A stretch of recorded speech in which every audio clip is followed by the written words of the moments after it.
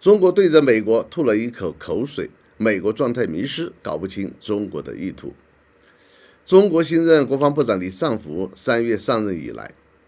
五角大楼多次打电话要求两国防长会谈，但中方一直拒接电话。5月29日晚，中国正式通知美国，拒绝了美国在5月初提出的本周在新加坡举行奥斯汀部长和中国国防部长李尚福会晤的提议。早在5月中旬，美国国防部长奥斯汀就打算与中国国防部长李尚福举行会晤。李尚福3月上任后，与美国国防部长之间还没有联系，美方打了几次电话要求会晤，中方拒接电话。后来，美方希望在将于6月2日至6月4日在新加坡举行的香格里拉对话会上打开这样的机会，讨论地区安全的当前问题，又被拒绝了。中方早就明确表示，见面的可能性很小。中国直接点名，如果一方对另一方采取制裁和挑衅政策，那么不宜举行谈判。而对于美国人如此希望会见的李尚福部长，早在2018年就受到了美国制裁。美国国务院新闻处负责人米勒发表声明称，美国政府甚至没有考虑解除对中国国防部长制裁的可能性。按照我们老百姓的话说，那就是美国人实在太无赖了。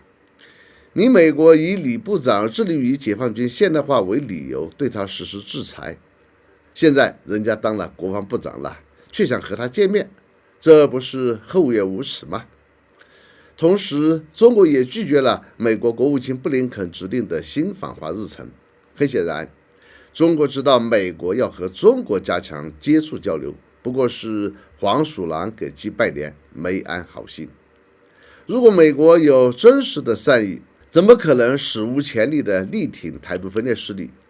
还居然像直接援助乌克兰那样，使用总统提用权直接援助台湾毒刺防空导弹，下一步还会援助更多的杀手级武器装备，还要在台湾库存美军的武器装备。如果美国有真实的诚意，怎么会把中国定位成最大威胁？早就放松了对中国半导体产业的封锁政策，早就放松了美国对华贸易战政策。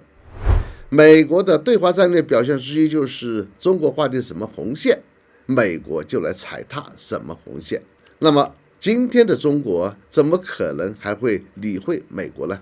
现在中国的对美政策是中方不会退缩，奉陪到底。而目前的拒接电话、拒绝见面交流，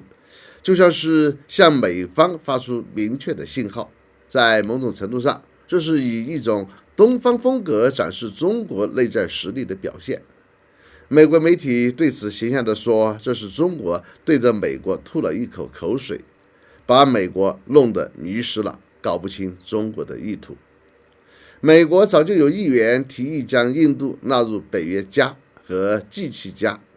以实施遏制中国的战略，特别是在台海危机加剧的情况下。事实上，上个月刚在日本结束的 G7 广岛峰会，联合声明把中国明确为7国集团的共同对手，并邀请了印度总理莫迪和乌克兰总统参加会议，已经证明了美国的对华战略，那就是猎狗群撕咬战术。因此，现在如果还有人继续强调中国发展离不开美国，美国需要并有意改善美中关系等等，那就可以肯定这绝不是蠢，而是坏。目前有一种中美缓和总比敌对好的观点，非常具有欺骗性。这句话看起来似乎非常有理，放之四海而皆准，但前提是美国真的愿意缓和吗？如果愿意，那就放弃支持台独，放弃贸易战和科技战，放弃对中国构筑围堵战略。因此说这话的人肯定不安好心，是为了让中国制定有利于美国、有损于中国的外交政策，继续做出重大让步和牺牲，去满足美国的利益需要。好，本期话题就到这里，我们下次见。